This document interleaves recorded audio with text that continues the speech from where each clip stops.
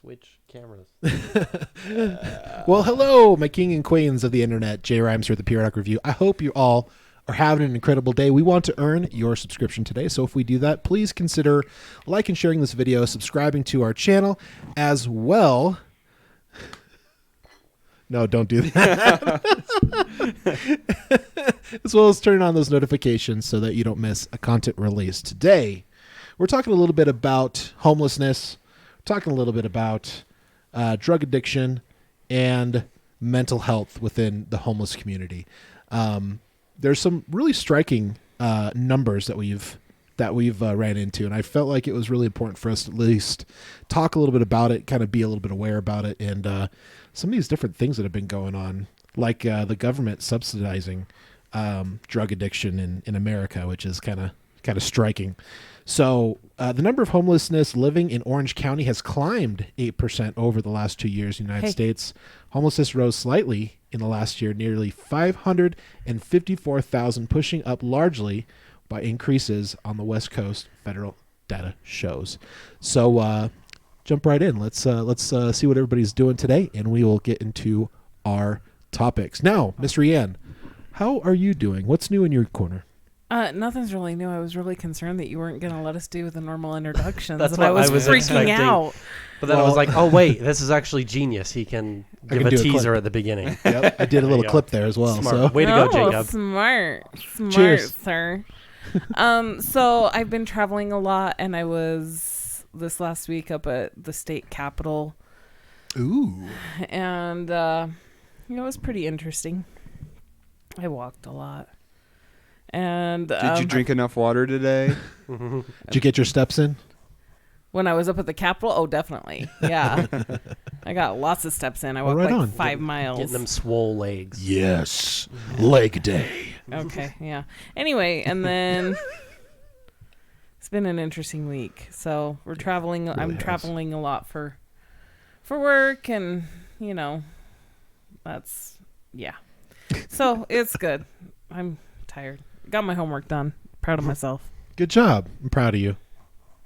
Nice. All right, We're all let's do proud of you. clockwise. Mr. Bryson, what's new in your corner? Me? It's me, a Mario. Nothing much is super new. Last week I went to the gym for the whole week. Woo! Good job, bro. I feel pretty good about myself.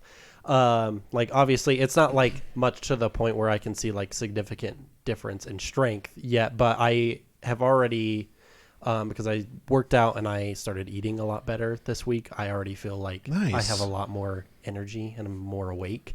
So that feels really nice. And then also something kind of fun that I get to do. So one of my classes, I'm in the practicum lab for audio production. Woo! And yeah, boy. And so one of the things that we have to do is do jobs for the radio station throughout the semester. And I'm on the promotions team for the first half. So we usually make social media posts. But so last week I did like a little animation for the Fresh Hits, which is like it's like 5 new songs that came out in the last week. But because I did the animation, they actually asked me to like sort of commission a looping animation for their Guitars Unplugged event that's coming at the beginning of March. So I'm excited. I get to kind of do a little commission of animation, which I think is fun. That's awesome. I'm debating on signing up for that event, by the way. You should. That'd be really cool. You're a good debater. I heard you're a master debater. Oh. Anyways, Bryson, continue. Didn't mean to cut you off. No, you're good. I was done. Mr. Alakai, what's new in your corner, buddy? He's a master at debating. I'm a master at debating. Yep. Got to get that speech class on. Oh, boy. I was going to say something else, but it's going to be very, very inappropriate, so I'm not going to say it. Yeah, we don't need to start going downhill this early in the podcast. Keeping it PG-13. Oh, that's right. 13. Oh, 13. Oh. 13 and older. 13-year-olds have heard worse. Yeah, that's true. Pretty sure. Yeah. I don't really have anything new going on. I mean, I really don't. I don't. What? I really don't. No. Because this is probably the busiest week that I've had since the semester started. And surprisingly, I wasn't that overwhelmed. Is it because you went on like some fun dates or something? No, I wish. Oh, I was gonna get all excited and be like, "Tell us your best date story." No, I don't have. Actually, wow, I haven't been on a single date this whole semester, Same, bro. which Well, I'm fine it's with. only been like going a month, so Kai, I've had a couple people though that I've matched with, and they've been like, "Have you heard about like Jesus being on here?" And I'm like, "Yeah, I Yeah. personally know Jesus." And they were like, "No way, you do." And I'm like, He is "I my am dead. closest friend. I'm dead I serious." speak to him face to face, just like Moses did. Exactly. I was like, "I'm dead serious." I was like, he saw me have a Spider-Man account, and then he was like, "I should make a Jesus account." And they were like, I was like, "Yeah." They were like, "No way." I was like, "Yep, Yeah. I know Jesus." That is awesome. Yeah, it's funny. I've not gotten anyone from like classes or anything being like, "Hey, are you on Tinder as Jesus?" Like, are you serious? It's did I pronounced not tell you- Jesus. did I not tell you guys that I'm on Tinder as Jesus? Yeah. Well, yeah. Yeah, you did tell us that. Yeah, I but freaking mean, love it. I think it's hilarious. I think it's a great conversation starter. I think it is kind of there's some interesting conversations that come up because some of them will get kind of wholesome where it's like people will want to talk about stuff going on in their life, which I did not anticipate that at all. But then there are some that will like trauma dump on me and then like Yeah, that's. Well, How could you let blame- this happen? well, You're blame like, me this for is some- This is satirical. yeah, they'll like blame me for some terrible things that have happened in their lives, and I'm like, Yo. you realize I'm not actually Jesus, right?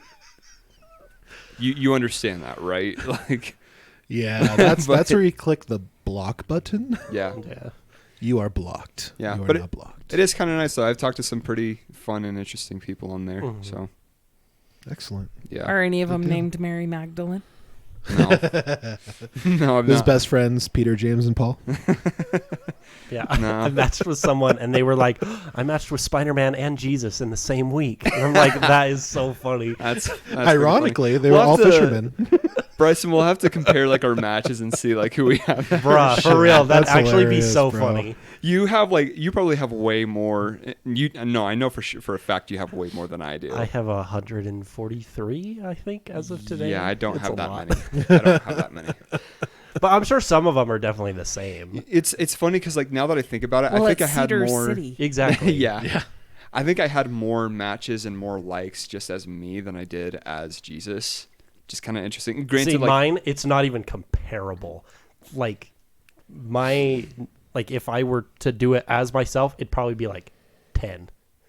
It's like legit, like not a fifth, like 5% of what the Spider-Man account is. yeah, Tinder, dating apps in general kill your self-esteem. Yeah. Like that. It's Oh, terrible. that's unfortunate. Yeah, and I mean, it's you would think that it would be a very useful tool for. I don't want to call it a tool. You would think it would be It like is a a very tool. useful Yeah. resource for like dating, but It's really not. it's I like think it's also just not helpful. We're in a small town. yeah. Yeah. It's not going to be as useful as if we were like in a very populated area. Yeah, like if we were in a city, I'm sure it would Go be to Vegas very different. for There a you go. weekend. Yeah. Oh See- yeah, There you we go. should do that, Bryson. And just see where Go do what it. happens. Yeah. That'd be hilarious. Go- Oh my goodness. Great. So like my account, like just because of the persona of Jesus, I know there's a lot more controversy behind that than like with Spider-Man. It's Right. it's Everyone loves Spider-Man. Everyone Yeah, loves it's a Spider-Man, friendly but neighborhood not everyone loves Jesus. I was sitting with one of our friends in the student center at SUU, and there's this guy that walked by us, and he was wearing a T-shirt, and then his T-shirt said Jesus is a C word, and I was like, that's Wow. first of all very bold statement. Yeah, I was going to say Second, that's pretty bold. no matter Did it where you have are. the whole word spelled Mhm, out? yeah. Oh, that's not. I was like, first of all, very bold. Second, I mean, no matter where you Why are. is Second, that okay to wear? But like, yeah. sorry, but that bothers me a little bit. It bothered me too, not necessarily for like. I don't like calling anybody that word, and especially even like I don't care. Like, you guys know that I'm not religious at all. It doesn't matter. Yeah, I felt very strongly about it. I was like, this is kind of questionable. Yeah, some people wear stuff like that just to piss people off. Oh, for like, It's like, sure. I just want to piss people off. Kind of like the Grammys.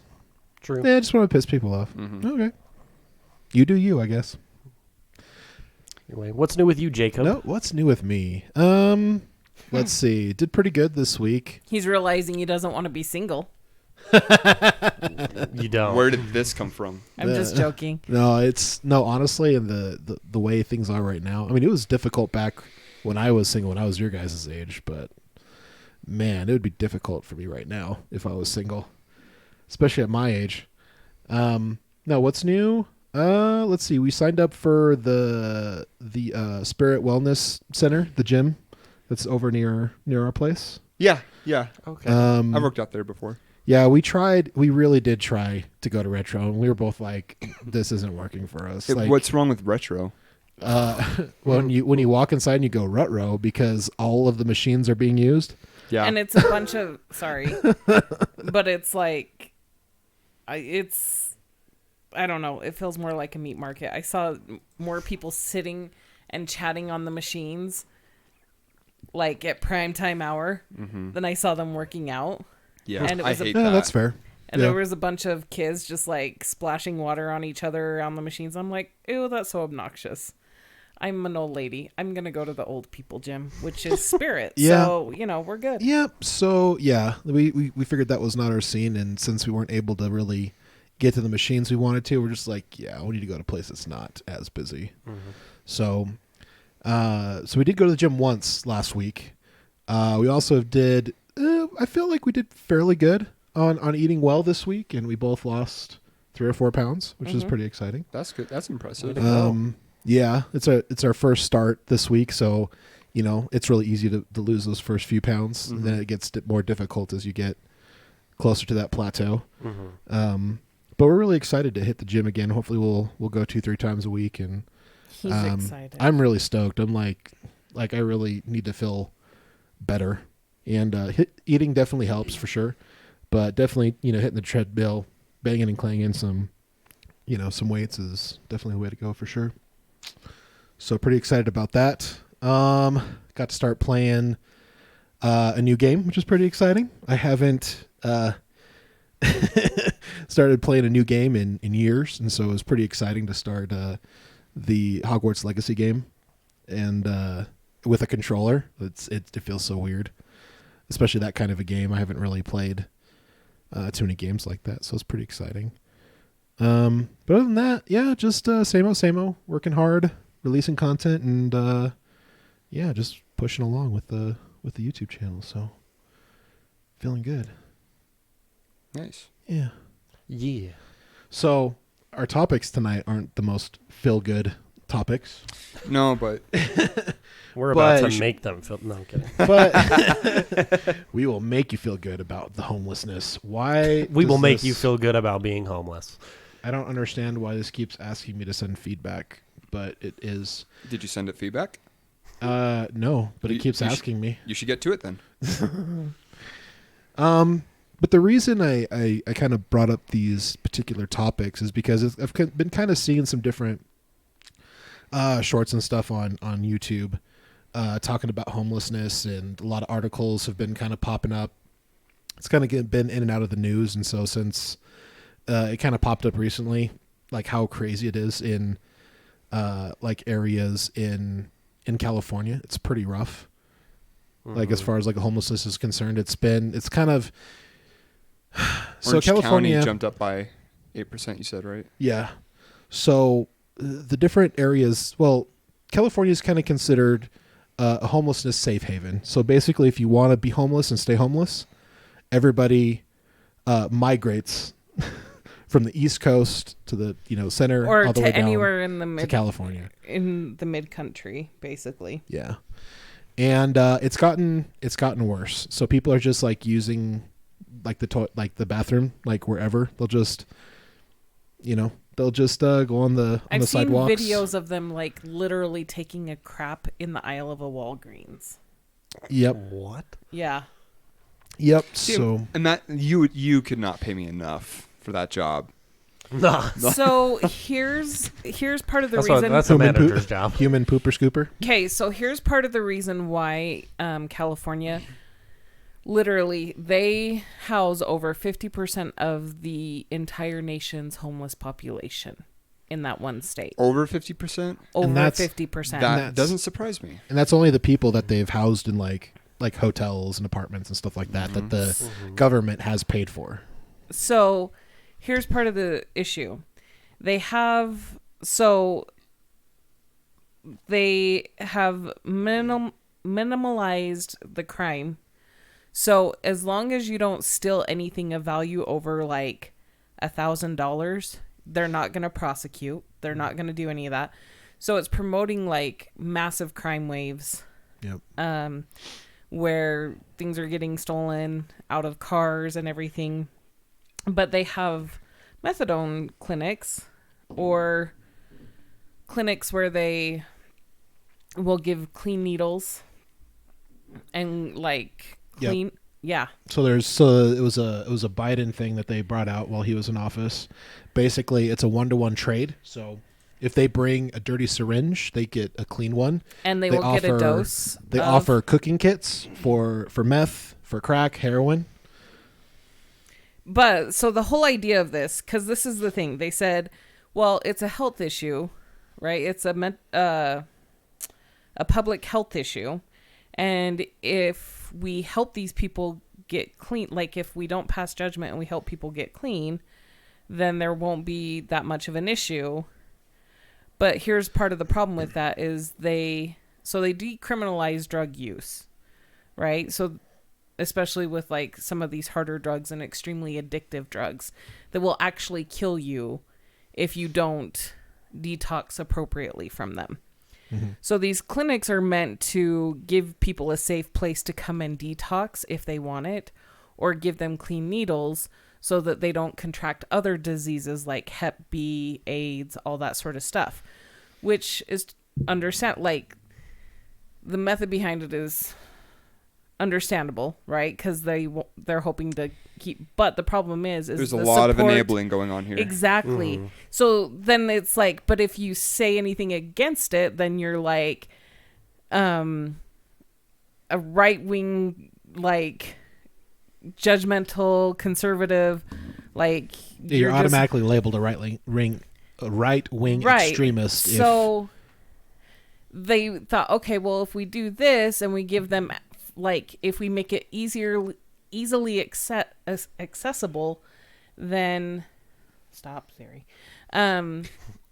If we make it easily accessible, then and without judgment, then people will feel more empowered to get help and do all that stuff. But all it's done has created more and more of an issue. And that's why people have, like, literally, I mean, locked down procedures and everything during COVID, but the homeless population and there's people shooting up heroin on the streets while kids are walking home from school. Right. Okay. Yeah. So in a world where, this is hypothetical, if I was a drug addict and I was like desperate for some form of help and I went to Bryson or to you guys, honestly, the best thing that you guys could probably do for me is turn your backs on me. Because if you were to give me a place to stay, as great as that is of you guys for having my back, that is also taking away that moment that I would need to be held accountable. Or to even hit rock bottom, to make that switch. Because drugs frick with your mind. Yeah. So, I mean, if you had a number for me to call to get me back on my feet and get started, cool. But I mean, like, the best thing that you could do for someone that is going through that stuff, if they got to get their feelings hurt, they got to go through it. They need that moment so that way they can realize, oh shit, I really messed up this time. And now I really need to get myself back on track. Otherwise, I'm either going to die or someone else is going to die because of this. Right. And if we did that, I mean, that, like, hypothetically, it could also open up, Rhiannon and I to people, you bringing other people into our home that aren't going to be very savory. Exactly. One day all of Exactly. a sudden, like, my laptop or, my game consoles or whatever. So- Well, Frank, if I let you in here, you and every other hobo around here is gonna come looking for a free lunch. And this isn't an Arby's. So here's and when it happens with with drug addiction, like especially with like meth and stuff like that, they hurt the people that they love, unfortunately. Yeah. And they'll do anything they can to lie, cheat, and steal to get that next fix, unfortunately. well, and here's the reality, because it's not necessarily the person, but what the drug does to the brain and Because it everything. changes your brain. The rational hijacks- thought is gone. Right. Yeah. It hijacks your brain. And so you no longer, that becomes the most important thing, right? Because your body becomes so chemically dependent on it that it feels like it needs it to survive. And it actually does at that point. You guys ever see someone go through withdrawals? Oh, it's horrible. It's yeah. It's painstaking. So I get it. Like having a dad that passed because of pain medication. And it's not that he was it was the whole Sadler family, like opioid opioid thing, pandemic. right? So Yeah. like he was getting it pushed on him by the doctors The because whole epidemic. Yeah. they were financially incentivized. Anyway, whole thing, watching somebody overdose is hard. It's tough. It's tough. And the sad thing is like they're not themselves. And that's hard to watch as a family, and it's hard to like see. And it's not like we turned our back on them or anything. I mean, but it's hard to see someone you love so much go through that. Yeah. And the other thing that's scaring a lot of people, like even like college kids and stuff that are taking like what they think to be Adderall or Xanax or all yeah. that stuff, but Yeah. it's Oh, like yeah. Ended up being heavily fentanyl. laced with fentanyl, and they end up Yeah. dying Mhm. because they don't know. Like that's a huge epidemic as well. Yeah. And that's what It's not like the good old days. You could get something that's that's mixed up with other things that aren't going to kill you. But nowadays, like, didn't they just do a drug bust recently where they busted enough fentanyl like coming over the border from Mexico that would literally kill every person? It could America? kill like Like, it was over enough? half of the American population. Yeah, That's a lot of drugs. that's a lot of fentanyl. But actually, it's not. Like, you don't need a lot to compromise somebody's like system and stuff, which is absolutely crazy. And what's really interesting about this is because, like, Rhiannon and I kind of have some very close family members to us that have struggled with chronic homelessness, struggled with drug addiction and overdose and stuff like that. So this is it's very close to our hearts and to our families. Like, I have a cousin of mine who has lived homeless for probably about as much of his life that he's like over half of his life that he's lived now. Like, he's just been chronically homeless. He's kind of made that choice though. Yeah, part of it is definitely his choices, and part of it is, whatever it is keeping him from doing what he needs to do to stay like housed. But, well, and it could be, so like there was a study done with rats, like they put heroin in a water bottle in like separate cages. Mm-hmm. And the rats became heavily addicted to it to the point like they would just keep drinking and it would die. But then they put them in community where they actually had interactions and everything with and rats don't have moral judgments of other rats that use, you know what I mean? Mm-hmm. And so they would put the rats together because rats are community. Right. Animals. Yes. Yeah, they're pack animals. And they put a regular water bottle and a water bottle with heroin, and they realized that the addiction went away. Like the rats who were addicted to heroin stopped with just the change of their environment. with just the change of their environment and being socialized appropriately. So when you look at like how, social media is great, but it isolates us in this crazy weird way as humans that we're not used to. And then, so like we have this weird isolation. We enable people to have such easy access to things, right? Like it's weird, but like, I feel like if we would just love each other and like, Well, I think we Like also when need you to see spread somebody out. like twitching out, like it's so hard because it's like, do you take a druggie in and help them feel a part of the community and stick with them through all of it? But like kind of what they would do in rehab, but who has the time and attention to do that? Yeah. Yeah, especially the systems And that are in rehab place where we units, have to. yeah. We have jobs, we have things we got to take care of, we got family, friends. Mm-hmm. I don't think our system is really built No, it's for really it's not. built to enable this type of behavior. Well, it's not. It's not necessarily built to allow, working mothers and families that have get pregnant and have a birth. They don't give them enough time to really connect to their child. It's just get them into the system of daycare and get them back to work. Mm-hmm. We don't have what they call maternity leave, and it's very different in the UK. I think Yeah, UK, most other countries have a like mandatory Yeah. maternity. Like it's not even that like they have the option to take It's it. like Like it's mandatory. they have to because they're like you have to stay with your child and take care of them. yeah, because those first 3-6 months of their lives are really important, and if they don't have the love and attention that they need, they're not going to develop properly. From that age on. Right. Yeah. They have Yeah. to imprint on them. So Yeah. The whole like subsidized addiction where it's like, oh, if you fit into these categories, then we'll provide subsidized housing for you. We'll provide all these resources. and then that encourages them to go out and do these things Yeah, so that they exactly. can get housing. Yeah. Yeah. But you guys, that's what's crazy. That's part of a socialist society. So there are like the basic universal income and stuff. Like there's arguments on both sides, right? Which is good. But like you see how even just giving into people's addictions doesn't empower them to become masters of themselves or to grow or learn. Right. It sucks. It's one of those like you have to experience the shitty shit in order to come back from it.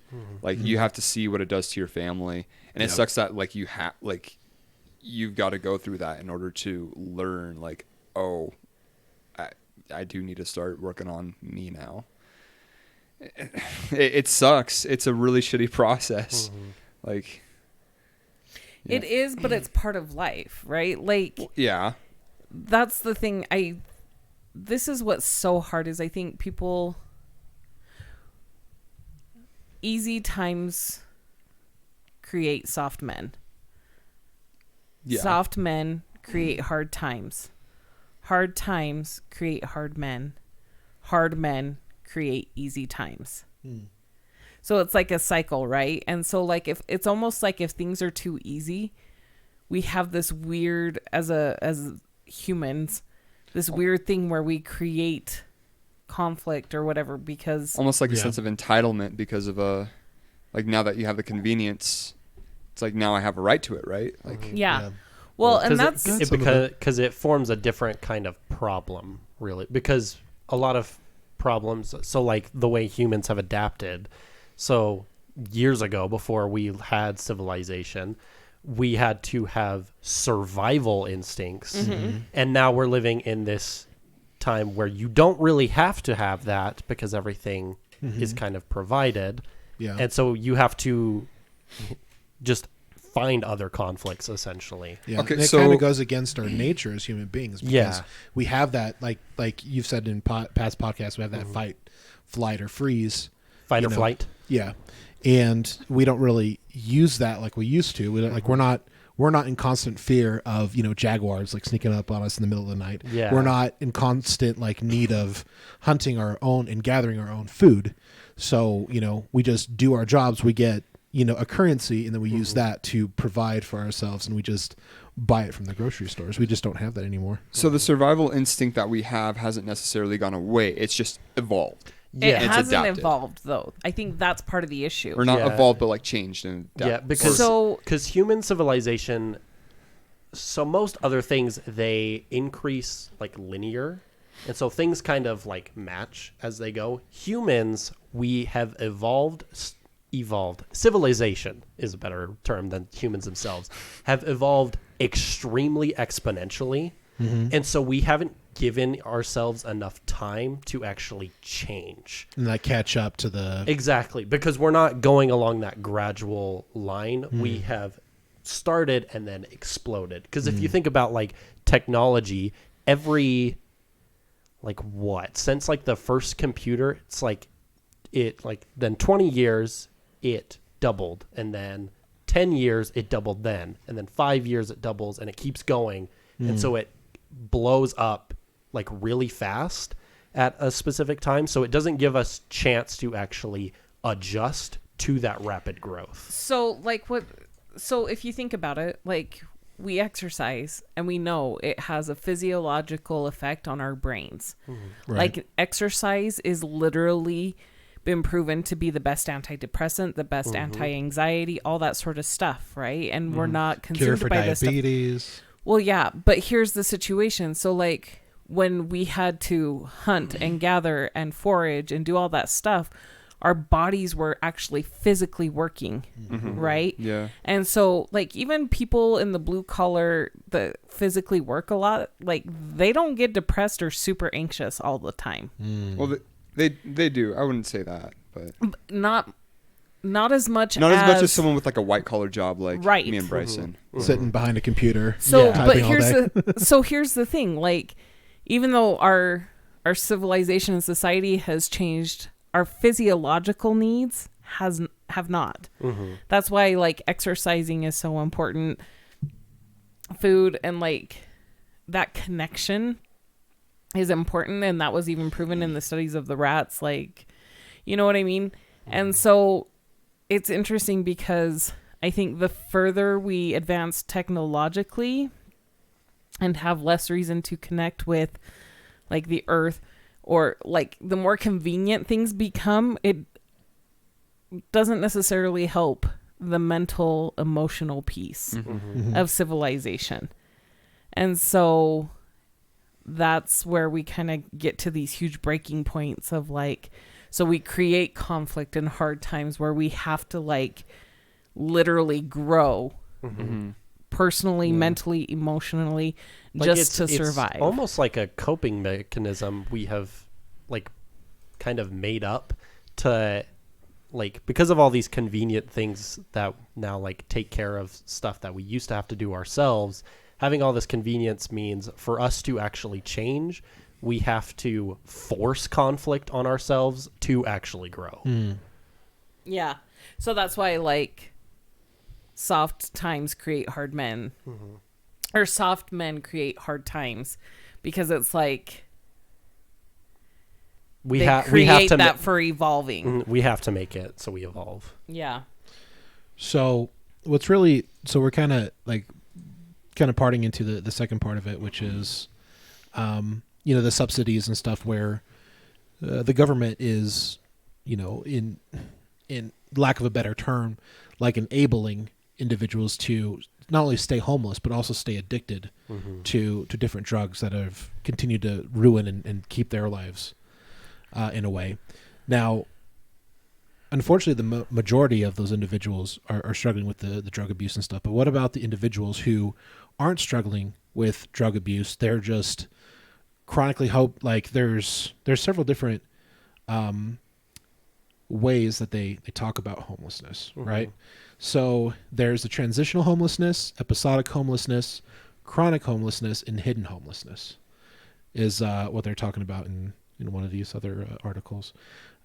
There's some people, hashtag not all, but they choose to be homeless because they don't want to be attached to the system. They don't want to be attached to the government. They want to be attached to the system of I work for a certain amount of time, you give me some money, and then I use that as a currency to get the things that I need. And they I've just thought choose about to- this for hours. Yeah. No, and that type of homelessness is fine. Like, honestly, I can see that. Being like a nomad rather than like There are some people Like that do actually that, homeless? and that's totally fine. But I'm still thinking about doing that. Well, there's some Getting people a that van are and very just going. Yeah, there's some people that No, are just on my very feet. successful at that, where they literally live out of their van or they live out of their trailer or whatever. So that's and they been- just drive around. They they hang out at different KOAs or RV parks, and they just kind of travel and they do their business from their laptop inside their vans, and they have a happy life, and they're not bothering or hurting anybody. But they're Yeah. functional, right? But they're functional, they're- yes. That's a choice. That's something. And it's funny because I find that that's being promoted a lot. Like, that was always coming up in my algorithms, like van life or living I got out that of an so RV much or over the whatever. summer. Same. But And I'm like, is this propaganda so the World Economic Forum can keep doing this whole "you will own nothing and love it" kind of thing? Because owning a home is the single greatest way for any American to gain wealth right. or stability. So anyway, that's just anyway. And then my conspiracy theory on this: there's this whole talk about like the world is overpopulated, blah blah blah blah. And I'm like, well, okay, if they're enabling homelessness, they're now enabling like medical assisted suicide. They're enabling like there's different all these factors, and it's like, is that maybe them kind of trying to thin out the population from various points? That's kind of what I think about when I'm thinking they're like enabling massive drug use, not providing appropriate resources or resources at all for mental health or emotional health, so the suicide rate continues to climb. Right. You know the what medical I mean? system, or not the medical system, but the health insurance system is providing to cover less and less and costs more and more. Like over every year, it seems like they're So it providing kind of less. makes me wonder, like, there's all these factors coming into play, and I'm like, I don't know. Well, there's definitely those two schools of thought. There are two schools of thought. There's one school of thought that says that we are overpopulated. We have too many people. We have too many mouths to feed. We don't have enough food to But to that's feed such bull everybody. crap But because it is incorrect because Do you know how much food- in the United States, we are the least amount of importers of food. Like as far as like we could literally grow all of our food over the whole United States, and we wouldn't have to import stuff. We import stuff because it's cheaper. Okay. But we could farm and do all that ourselves. There's a lot of excess. We're doing food a lot that goes of to waste. we're doing a lot of export. That is true too, especially when it comes to like fruits and vegetables and stuff. If they're elongated or oblong or not the right shape or color, they discard it. You guys, when I tell you like the amount of fresh food that would go into the garbage, when I say fresh food, I mean produce that was sitting on the shelf for a certain amount of time.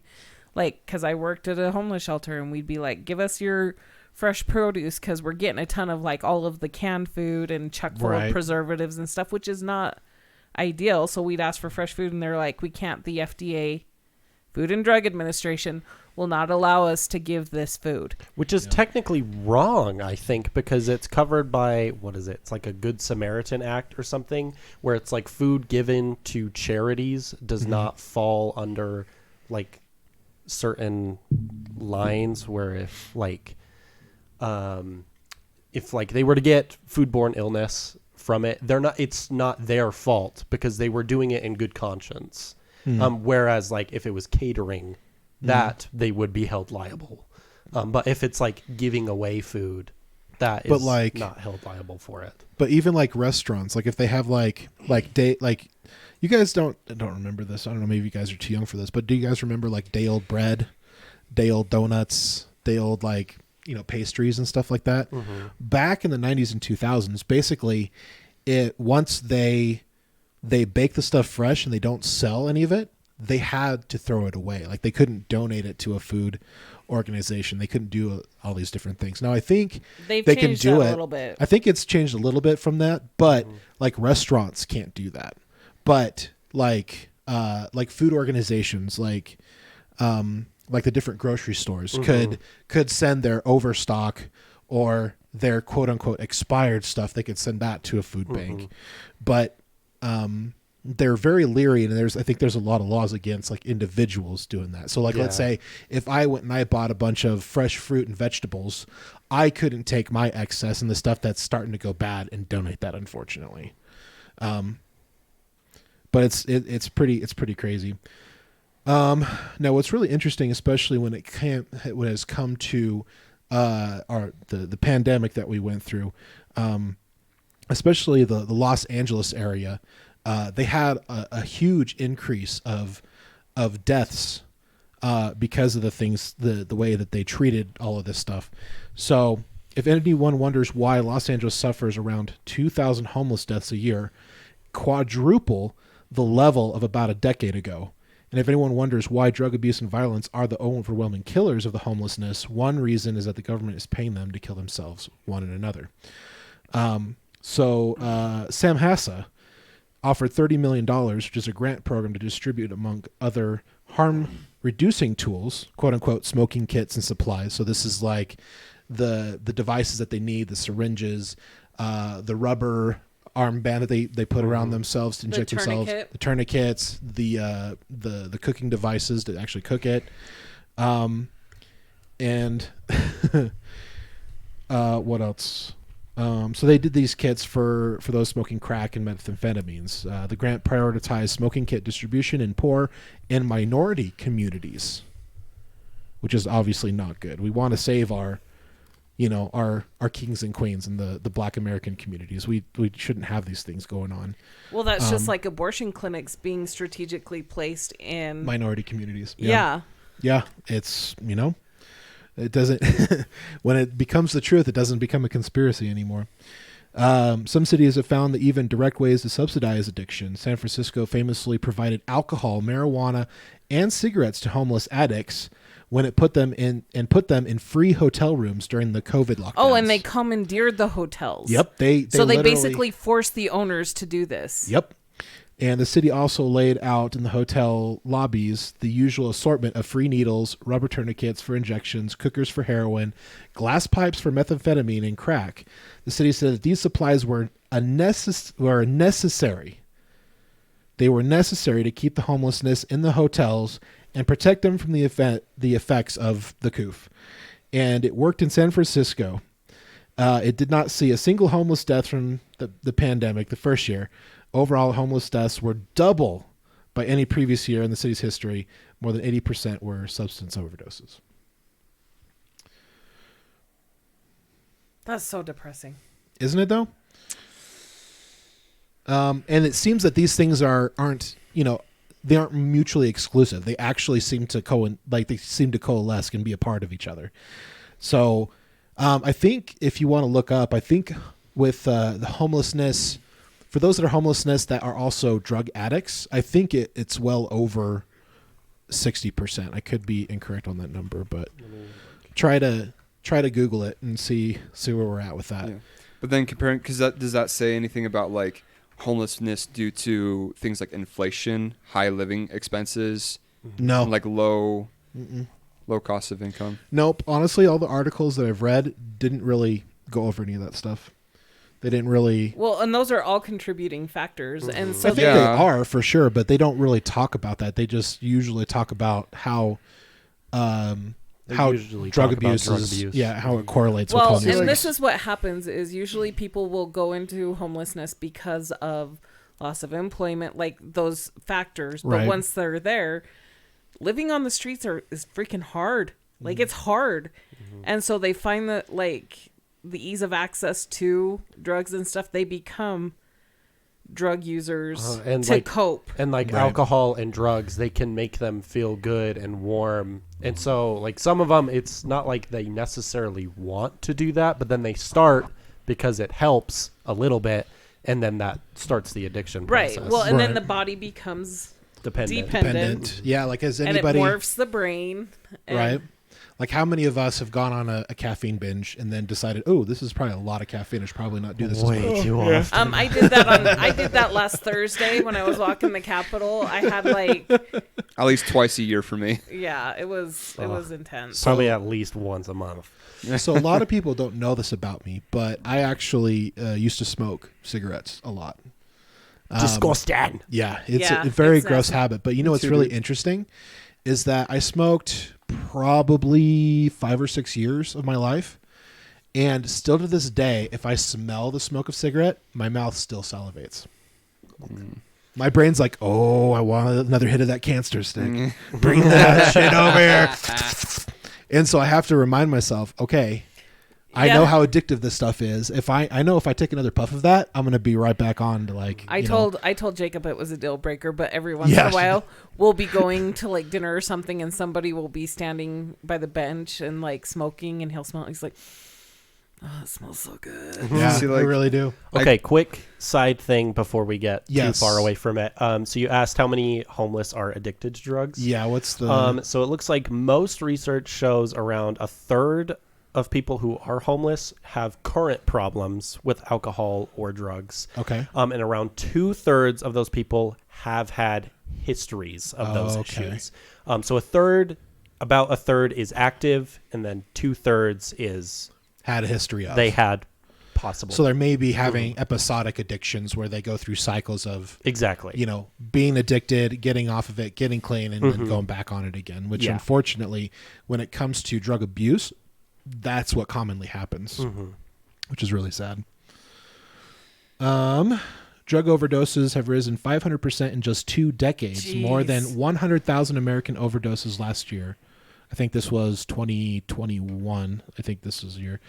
The vast majority from opioids. More drug abuse has been accompanied by more violence and crime, as well as increase in homelessness, especially on the street. Many cities have seen a doubling in annual homeless deaths just over the last 5 years. Earlier fears about heroin or the crack epidemic pale in comparison with the modern blight. Yeah, the opioid epidemic was worse than anything. Oh, Yeah. freaking Sadler family. And the thing is like they didn't even pay. They paid like it was a drop in the oh. Anyway, Yeah. I can't talk about it. It'll make me so mad. How Yeah, many a few people died. $1 billion to the hundreds of billions of dollars that they made profit off of it. And you know what's really interesting is because of the way that the FDA looks at drugs. Like this is the issue that they had with bath salts. So basically, bath salts was a legal synthetic substance that you could basically get at like a smoke shop or whatever, and basically they would label at a it as grocery store. non-consumption, not for human use. So they labeled it as that, but people use that to get high. So that it gives you a synthetic high off of it. The problem is that when, unfortunately, like the government's too slow to catch up with these things because they just happen to roll over so fast, as well as once they find out the chemical compounds in it and to see how addictive it is or how bad it is, the reaction is when people are on them, they ban that substance. And what do? They change it by 1 or 2 molecules to allow it to be repatented under the FDA, relabel it, and just sell it again. That's crazy. Well, that's with That's like, how they did it. medications. That's how they did it with Oxycontin. Yeah, That's how they got that back into the, to continue to keep the patent. because their patent was about to lapse, and they figured they just put a coating on it for the slow time time release, Bullcrap. repackaged it, and sold it. It was the same substance that just added a time release on it. They were able to repatent it, and then they rebranded it as a pain management substance. And basically, they got to the point where they were allowed to market that for not only for like breakthrough chronic pain for like Breakthrough was a total anyway. Yeah, that was People need to watch The Crime of the Century. Yes. Because that explains on Netflix. all of that whole and how it was such a huge conspiracy. But originally, the original stuff was used for individuals that were at end of life for cancer patients. And unfortunately, it got to the point where after they rebranded it, they were able to use it for like simple things like leg or knee pain or headaches. Back And they pain, were just back pain, migraines. They were just writing, stuff for whoever wanted it, and all that did was just make it more and more easily accessible.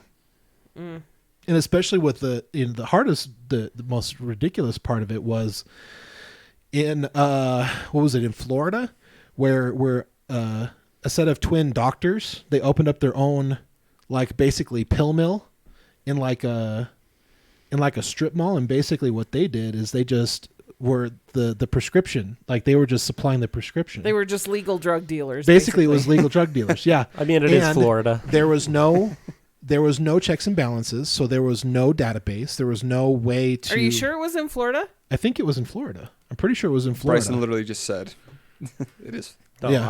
I didn't look it up. I was just just saying, makes sense. It's in Florida.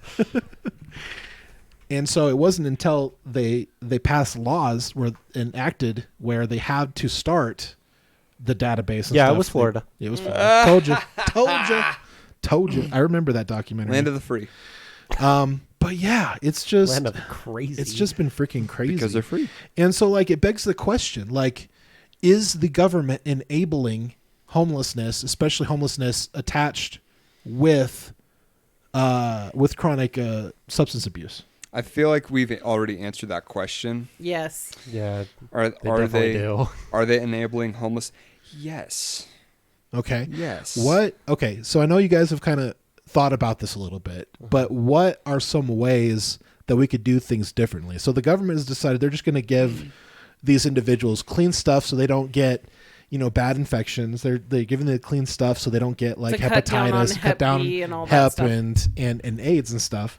But what other ways can they do it? Because they've been throwing tens of billions of dollars. Like there are individuals making 7 figures that are in that are working Nonprofit world. nonprofit world, working with Supposedly. the government to help homelessness, to help these chronic Solve the issues and problems. solve the problems. But how long has California been working to solve the homeless issue? First thing we can do is we can lower the cost of living. We I can think- lower I think that gas would definitely prices. But here's the we problem. can lower So, yes, let's lower the cost of living, but it also takes municipalities and governments allowing people to build new housing too, so that we have access to lower cost of living housing. And that's part of a problem because like California and like Los Angeles and stuff, they won't allow certain buildings to be built and housing and all this sort of stuff, which is crazy. Yeah, like $100,000 apartment here in little town Cedar City, would cost $1.5 million, somewhere in California. Actually, no, the cost of living in Cedar City is actually rivaling California cost of living. Are right you now. freaking kidding Yeah, me right now? Yeah, our cost of living is really bad in Utah. Jeepers, Judy. Right now it is because everybody has moved from California to like Utah, Idaho, Nevada. Yeah, but this was before the whole thing. But It's okay. We're glad you're here. part of the problem is so they're coming in and buying houses for cash, and that has like made the market like shoot way up because they're Yeah. outbidding Yeah. people who actually live and work in the area. So then it makes everything kind of rise, Yep. whereas that's not the average. Yeah. And they're paying. They want to come to Utah and stuff because they're like, oh, we can get cheap labor, right? Because our current Because wage our minimum rates wage and stuff. sucks. Well, yeah. So Yeah. our current wage rates have $7.25 not since 2008. Yeah. increased. So the whole cost of living has gone up because they've come in and they're Yeah. like, yeah, let's move our business to Utah so we can have cheap labor. But then they're driving up the cost of living. So the cheap labor can't even afford it. And then you have the issue with housing. Housing's way too expensive. Rent is ridiculously expensive because there is such a demand. And so then you get people that are falling into homelessness, and then they take illicit drugs and alcohol and all that stuff to cope, and it just perpetuates a ridiculous cycle. Sorry. You will own nothing. Okay. I'm on a and you will be soapbox. happy. Jacob, I I'm will going to shut show up you now. since you're right next to me, but Okay. I want you guys to imagine in your heads, like don't take it out of my phone because I'm covering the price, because I want you to guess how much this costs. Is that here or? This is in Cedar City. So for Bryson and Rianne, this is like one of those tiny homes. How many So it's not quite. Does it say how many square feet? How many square feet is this? This I'm is gonna say 12. 1,100 square feet. Okay. So that's half of ours, Yeah. Jacob. That's half of It's So, one story. I'm It gonna is 3 say- bedrooms and 2 bathrooms. which means those are teeny ass bedrooms. A bajillion dollars. I'm gonna say 250,000. No, okay. So how much do you think monthly rent? Oh, monthly? Yeah, let's go with monthly rent. For a 3-bedroom, 2-bath. Yeah, and this is a tiny home. Keep It's that in going to mind. be probably close 1,500? I was going to say 15, 14. I say 18. No, this is $13.50 a month. Okay. But I mean, Okay. like not gonna lie. I was like, yeah, But that's that would a- make much more sense. Oh, sorry. You're right. Yeah. And these are just- tiny. But for tiny. 1,100 square feet, that is teeny, and That still. is teeny. Yeah. So, and here's the thing, though. Like, let's do the math. How much do you make? Like, if the average job in Cedar City is like 15 an hour, right, Bryson? If I think that. it's between 12 and 15. 14. Yeah, I was gonna say 12 I'd go and with 14. 12. Yeah. Probably Okay. And is, if a, you're is a better working it one. full time, So 15. Well, let's do 15 times 40 hours a week. You know, you're making 600 a month times. So 2,400 a month. That's how much that is. But you got to keep in that's over mind. 50% of your income Yeah. Yeah. just to pay rent. Yeah. Yeah. And it should be like a third because you should Ideally. be ideally they say you should be making 3 times as much as what you're paying in rent. Yeah, but because it doesn't take into account your groceries, gas, like all the basic necessities, right? Yeah. Which already cost So much. a lot of money. Yeah, like- you're not living very well if you're making that much and you have to pay rent, Okay, car, but think insurance. So if you're a food, single individual gas. making $15 an hour, working full time, that might be doable. But I can you almost- imagine being Nah, a you'll single need mom? A roommate. I almost yeah. Being a single mom? Yeah. You can't Yeah. have a roommate if you're a single mom. Well, you could, but is that ideal for you and your kids? No. Is that the So- safest option for you and your kids? Not at all. No, not at all. So my mother, I understand why all the Mormons are getting married young now. You just double that income. bro, not gonna lie, like that seems to be very, very important because if you don't, you're gonna really struggle. A lot of people just get married just for the financial benefits. Yeah. Like they don't even get married because they 'Cause love they each other. care. It's the partnership. Yeah. Of I'm like not gonna lie. Getting the financial benefits from it. If Jacob dies or ends up leaving me, which he better not, I because we won't. all know I the won't, dating baby. film. But if he dies, if I ever remarry, it will be for money only. Sugar daddy. Because she married me for my looks. No, just kidding. I married you for True, lots Jacob, of you reasons. stud. But seriously, if I ever married again, it is gonna be for like some wealthy ass man who can make it worth it. Because there's no way I'm gonna love somebody the way I love Jacob. That's just Aw, the way thanks, it is. baby. But that's the way. You You're my guys are so unicorn. cute. She's my I hate unicorn. it. Stop. You're I making know. me sad about my own love life. Rian, Well, you we should be still- sitting we over still here, have not our me. struggles, but man, I tell you what, we get through those struggles and we just come back stronger. Like honestly, Okay, Marriage so is not easy at no, all. it's not. okay, so but like living expenses anyway. like that, like doing the math, when you look at it on paper, it makes no goddamn sense, No, right? It doesn't. So it's things like that make me be like, maybe being a nomad and just walking across the country with a backpack full of stuff That's what Makes- they want you to do, Alec. makes more sense. Because what they You're want you to falling do, into the trap. they want you to Okay. do that so you get to the point where you I don't go- care if they want me to do it. What if I want to do He's it? like, I want to do it now.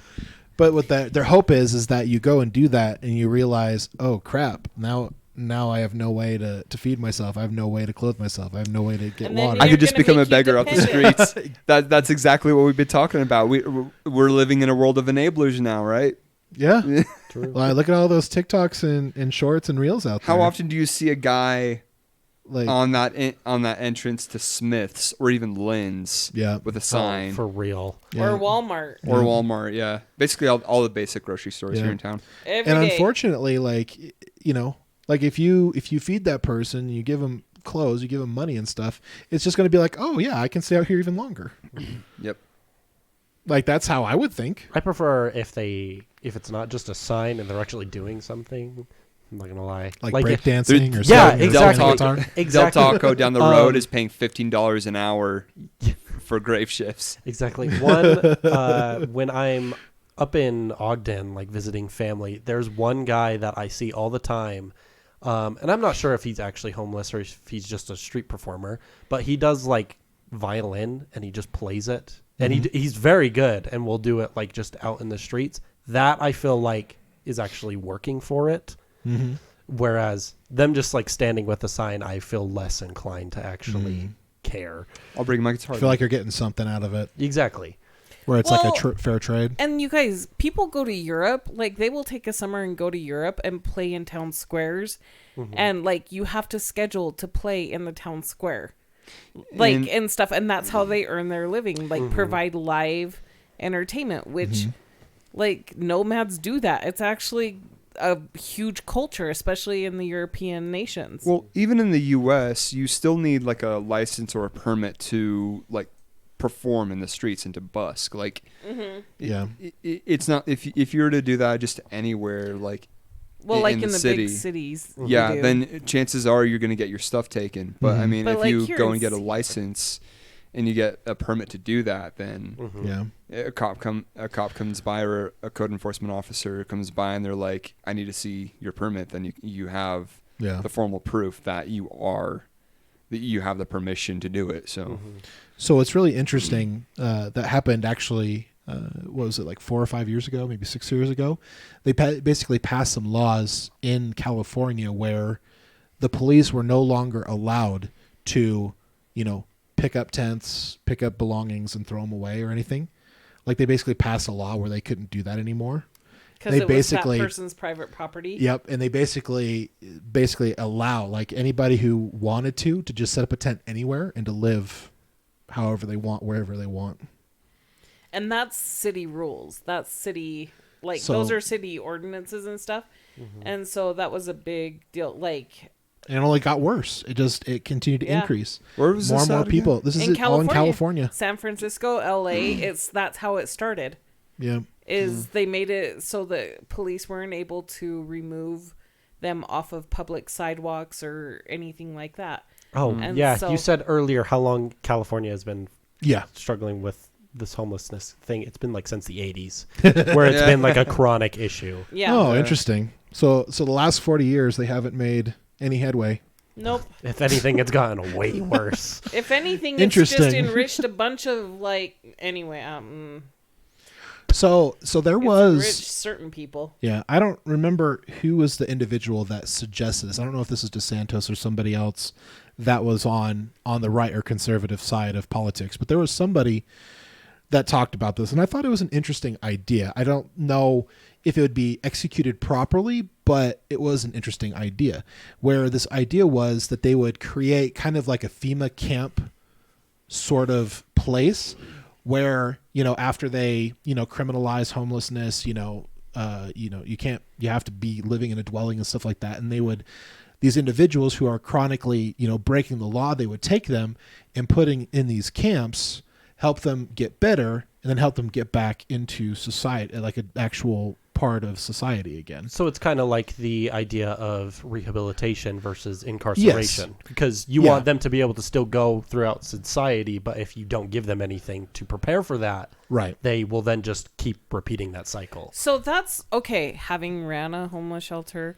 and everything, that's kind of how they've tried to set up programming in the shelters, right? So like you can come stay emergency shelters up to 30 days. If you want to stay beyond that, then you have to be working a program, right? Like you have to be doing certain things, applying for jobs Right. or to Pass drug assimilate. tests and all these Not things. necessarily drug tests because those are expensive and nonprofits. Struggle with having Right. those kind of things. But that used to be the case. But then they've said, well, no, the problem is it's too high barrier.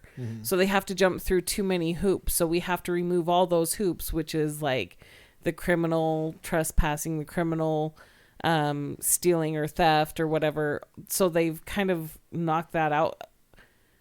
Basically, you have to steal up to a certain amount. And so they just steal every day, right? Like in different instances up to like $990 worth of stuff. Right. And then, anyway. But what was your thought on that idea though, where if they had like a certain like kind of like So camp set up where it wasn't like a huge burden on the taxpayer, but it they've was like the done cheapest this. they've been able to do. So they've done this. Utah was actually one of the first states in the U.S. to implement this permanent housing type thing. So like there was transitional homes or transitional housing, right? But then So they like said group homes and like it's not necessarily group homes. It was just like the halfway house. or shelters that had more permanent rooms. Okay.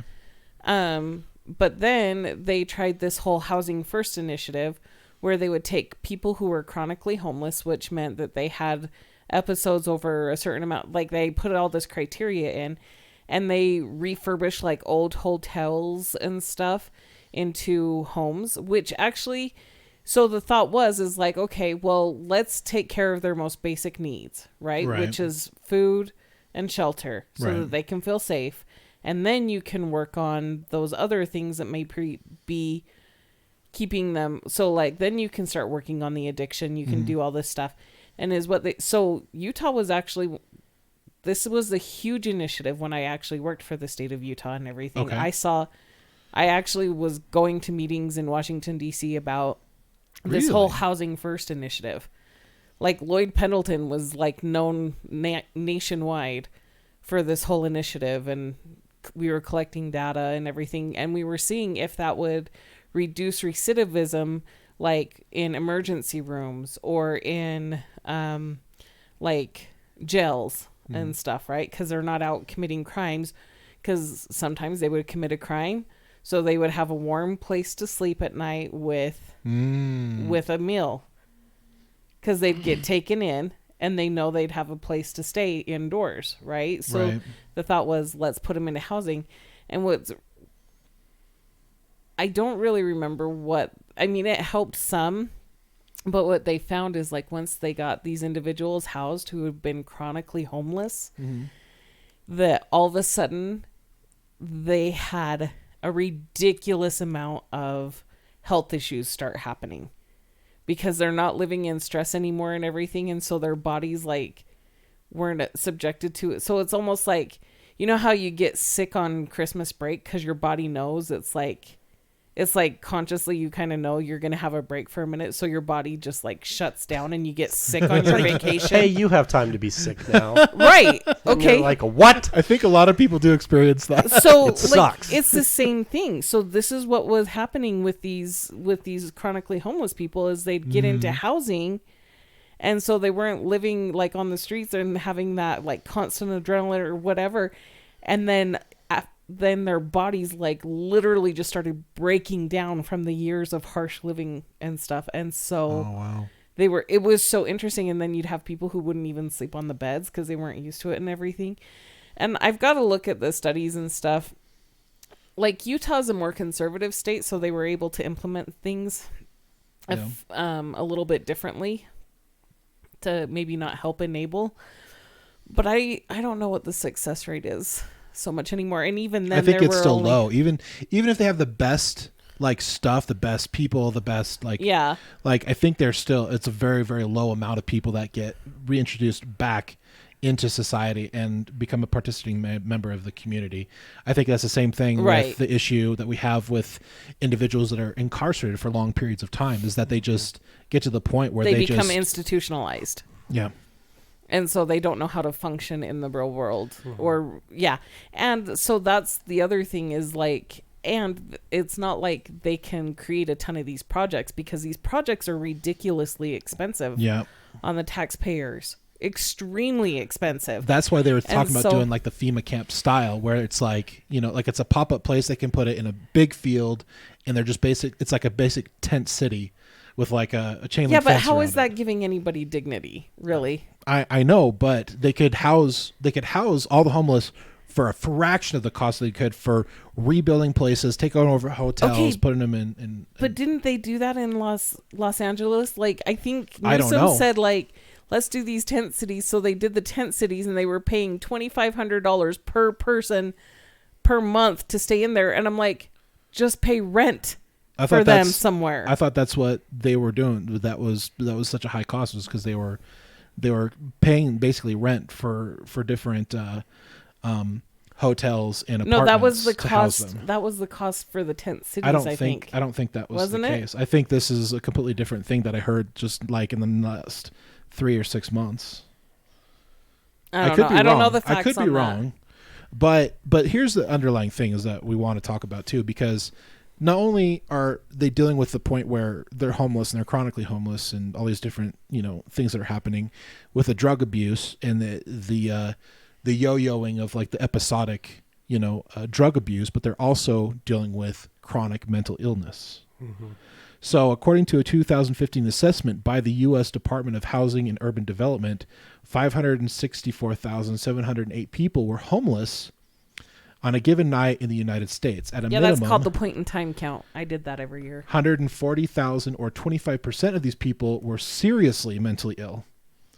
And 250,000 or 45% had any mental illness. By comparison, a 2016 study found that 4.2% of the U.S. adults have been diagnosed with a serious mental illness. So not even 5% of those individuals are being diagnosed with, like, an actually, with a mental illness. But almost half have some kind of mental illness. Sorry for whacking the microphone there. Well, you also have to keep in mind, like, the outliers that are not being recorded, that are not that are clearly homeless, but homeless All clearly my homeless, but they have not been diagnosed with anything. Right. So no, that's true. And there's always going to be those outliers. There's always going to be those people that are not going to be, accounted for, unfortunately. Like, homelessness could be, closer to 600,000 as far as we know, because it's not like they're going out and like counting heads and. No, they are, Jacob. They are. But I'm just one saying, night like, a month or one night out of the year. It's called the point in time count. They pick it in January because it's usually super cold, and so people are more likely. 3. But no, seriously, we would go out in the middle of the night and try and go find like Do a head homeless count? camps and stuff to see who was in them. Yeah, like it's a thing that they do nationwide where they literally will go out and try and capture Right. actual heads. And then they extrapolate and stuff, but they try and get as accurate a count as possible. But it doesn't account for, people that are in like transitional homelessness, like. Yeah, like it does. homeless friends that are like living with like family members, homeless people that are living like So, with like on couches, yeah. like, or on floors in like friends' homes. Yes, Like- they do. They do count that. They try and count that, and how they do that is they like Have up a to margin of error or something no like up that? to a week after, like all the providers who actually receive HUD dollars to provide services to homeless or underprivileged and stuff individuals, they'll ask, okay, do you pay rent? No. Do you stay at a friend's house, family house? So they count, but they ask them where they were that specific night. So they do take into account, like they try and get as accurate account for people who are couch surfing, people who are in transitional, and granted they don't get everything, Right. but that's what I that gives them a general baseline. Right. But I But know that's this just because I crazy. did it for years. Yeah. Well, it's just crazy because like, like how bad is mental illness in America today for individuals who are, at least have the basics. They have a roof over their head. They got clothes on their backs, food, water, shelter. Well, Like shoot. they have their needs. I struggle with it every once in a while, don't you? I mean, I think everybody does. And what's and then interesting. you add a traumatic event like going Right. homeless, and then it makes it even worse. Yep. Or losing your job or whatever. Exactly. Yeah. And I'm sure that oftentimes these individuals who are going through all these things have had, past traumatic incidences in their lives, whether it was childhood trauma, whether it was, whether it was raping or incest or all these like horrible things that could happen to somebody, Or how many being of these- trafficked as a child. yes, Or because unfortunately that's super common. yeah, which is really unfortunate. But even the things like we were talking about with that rat study, where they did a study with rats that were in just basically a steel box and all the issues that they had there with their mental illness, and then one where they had plenty of stuff to go play and run through tubes and all these They different have the stimulate. exactly. Right. So, and this is the issue too, is that like as Bryson was saying, we are exponentially like growing and changing in technology. We're growing in population. Our cities are getting bigger and taller and farther out. And unfortunately, we have too many people on top of each other. We need a new plague. Like how many names can you guys remember? How many names? How many names of people can you remember? A lot, I'm sure. Yeah, like off the top of my head, I still feel like a lot. Given, Do you want us to start reciting them? Look up the statistics. Given faces, I think figure out more. I think for people who can remember, people and names or names and the faces, like I think it's under 100.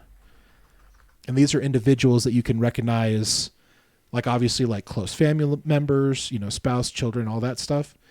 And then, the people that you talk to along the way, the guy that bags your groceries, the cashiers, the different places that you go to. Like, I think it's under 100.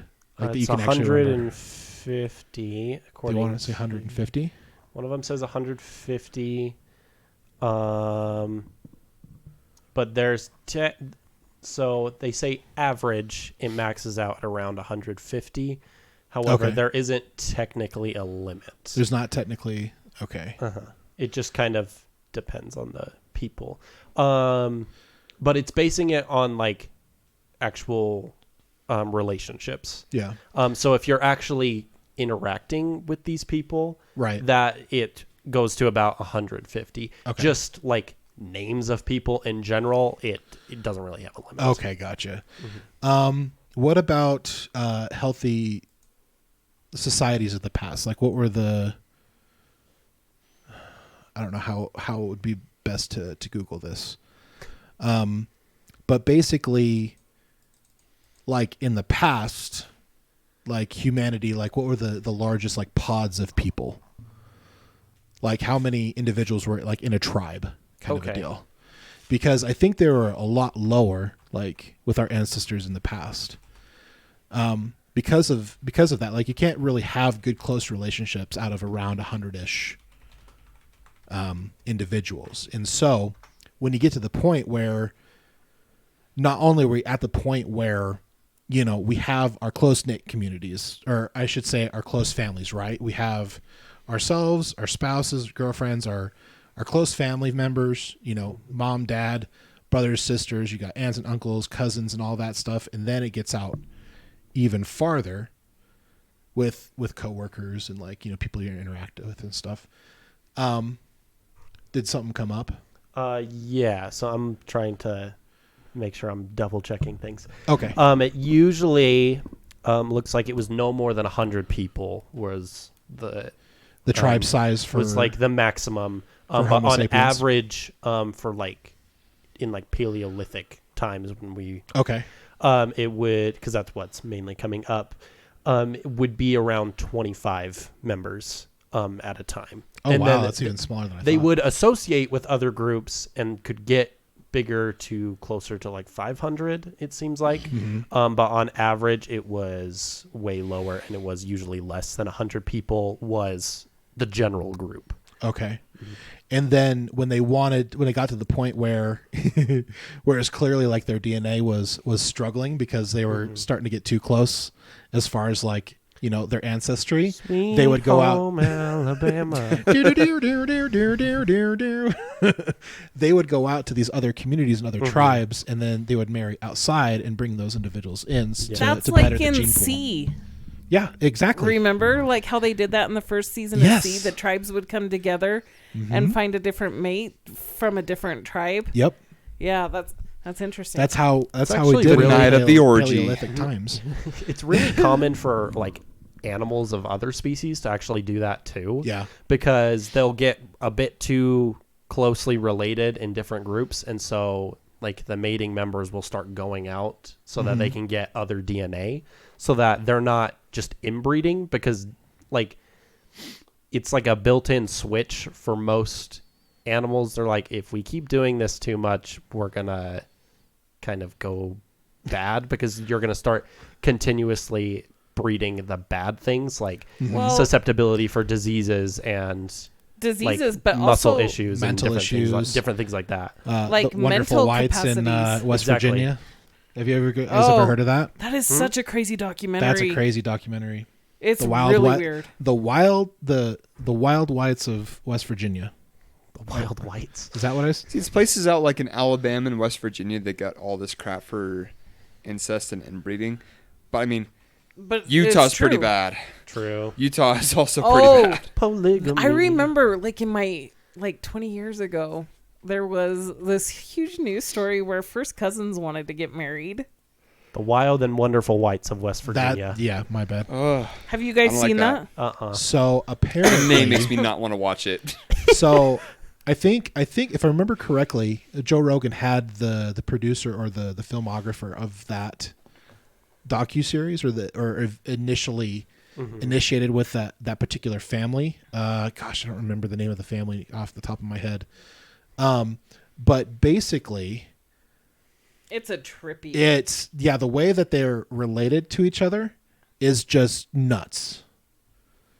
Like they're marrying their sisters, they're marrying like cousins, like They're having they're babies, breeding with yeah. like mother and father, like Ew.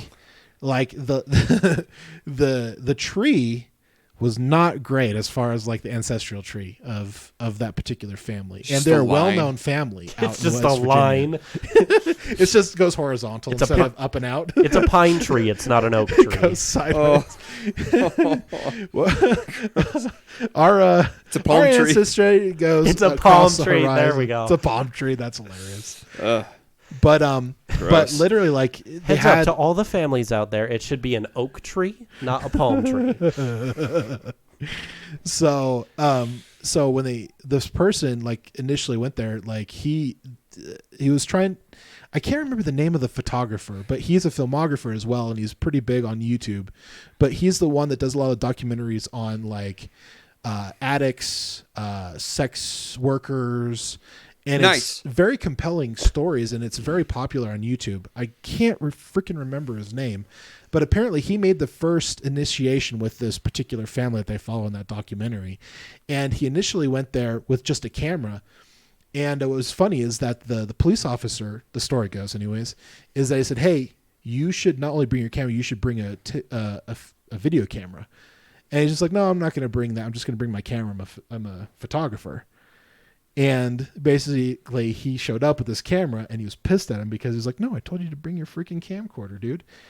And what was crazy is that when they were pulling in up this holler to where this family all lives around each other and breeds with each other, one of the kids, which was like a 30 or 40-year-old man, was acting like a dog, like barking. What the? They never taught him He how to speak. was never able to literally- figure out how to speak, and so he I'd run immediately. Kid starts barking at me. I'm like, nope, I'm out. It was Peace. a grown Was he- ass man. Was he I like call it tied a up, ban. like a leash or anything? no, he or was just walking around like a person. He tries to says hi to him, Well- and he starts barking at him. Guy Who's- just comes up. And you're like, nuh-uh, I'm out. So gone. Theo Vaughn, do you guys know the comedian Yeah. Theo Vaughn? Yeah. He talks about a guy, like some kids he knew when he growing up, that like the youngest kid never learned to walk because they just carried him around like a monkey. What? What? Yeah. I saw that Crazy. clip. He was telling the story of how like this Monkey. family was just like jam packed. They had like a 1-bedroom house and they had like 11 kids sleeping in one house, and just the youngest never learned to walk. Was the kid's name Wow. Travis? I don't know. Maybe. Throwback to a previous episode. I don't remember that episode. Maybe I'm The monkeys. The Travis, the Oh, the monkey episode. monkeys! Oh yeah, that was creepy. That was That was quite the episode. That was a really great episode, by the way. Anyways, It was a good one. I want to wrap it up. Oh yeah. Oh, Is it- yeah. Oh, gosh, Final yeah. thoughts. Final thoughts on homelessness, drug addiction, and mental illness. Any final thoughts? don't enable people even if you love them. I know that's hard, but I mean, like, Yeah. That may be the best thing for him. So Yeah. Yeah, honestly, like with my particular cousin, like after his father passed away, he gave his kids quite a bit amount of money. And my cousin, he was able to purchase a trailer outright and just have to pay the rights to have it on there, so property tax. And well, he was able to live pay there. for the utilities. Yeah, for so the utilities and property tax is all he had to pay. And he burned through his inheritance, and he refused to go to work because of whatever reason. And my family actually turned to each other and said, hey, can you help out? And like we actually were paying for 3, 4, or 6 months or something like that. And we were monthly like giving him money so that he could go and get a job and get his medical stuff like figured out and worked out. And today he's homeless, lives out of a car that's broken down with 11 cats. Is it 11 now? 11? Yeah, it was like 11 cats. I Like know he started with 4. He started with 4, and that Are they just one in of the car cats with him? had You know babies. those cats are inbreeding. Yeah. Yeah. It's a sad Smell case. of I that love car. I Yeah, love that him so ca- much. yeah, but- that car smells horrific. Yeah. It's unfortunately we can't enable people like hopefully there's a way where we can, have realistic programs that actually help, but unfortunately the numbers don't show that we are able to It's not feasible as of this time. to figure out their homelessness, get them clean off the drugs, fix their mental health, and then there's so many steps you got to get to the point where you're reintroducing them back into the society. Yeah. And it's like, man, it's a rough way to do it, and it's unfortunate that we're dumping so much money into it and it's not working. The best thing that you can do for someone that you really care about that is addicted, I mean, you're gonna have to turn your back on them at some point. They're gonna need at some point. You're like no one can keep them accountable except for themselves. They have to hit you have to hit rock bottom. Exactly. Yeah. Something has to happen. I have a 3 strikes you're out policy. That's fair. That's Yeah. not true. At least with me, it's not. Oh, that's different. You're not homeless. Rianne's like, You're I'm not at strike homeless. 50. I don't know what you're talking about. I think the whole ring on your left finger adds a whole different agreement to that. So Yeah, but for some people it doesn't. Do you see what I'm saying? Like Yeah. when your spouse becomes severely addicted, that's hard. Yeah, and unfortunately, that's a pretty big thing that happens in Utah. Actually, like the spouse will get addicted to drugs, or I think the biggest thing is like opioids and pills and stuff like that, and meth. But yeah, they just destroy their lives, and just is unfortunate. And on that note, On this very, very uplifting topic of the periodic review. yeah, hopefully we've earned your follow today, guys. So if we've earned it today, subscribe, like, share this video, and definitely consider turn on notifications so that we can keep bringing you this wonderful content. And from our family to yours, good night. Bye. Bye. Good night.